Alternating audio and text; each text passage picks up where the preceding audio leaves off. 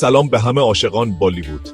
آماده اید برای معرفی خوش فیلم برتر بالیوود که حتما باید ببینید.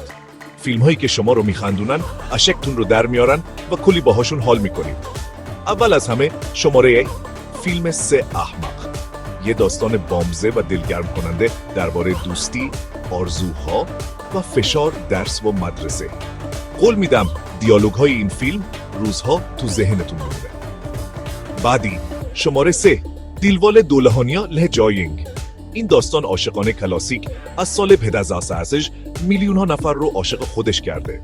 داستان عاشقانه راجف سیمران درباره شکستن سنت‌ها و دنبال کردن عشق.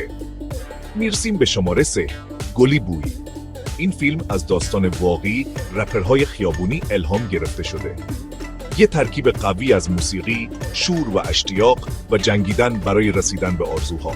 مطمئنم شما هم تو تمام مسیر طرفدار مراد خواهید بود.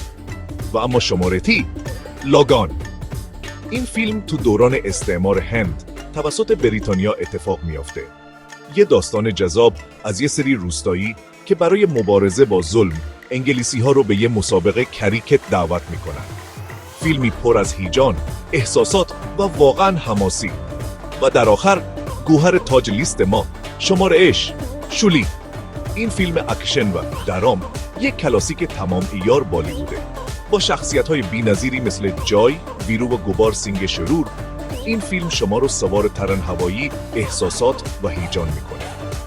خب این هم از لیست ما، 4 فیلم برتر بالیوود که حتما باید ببینید.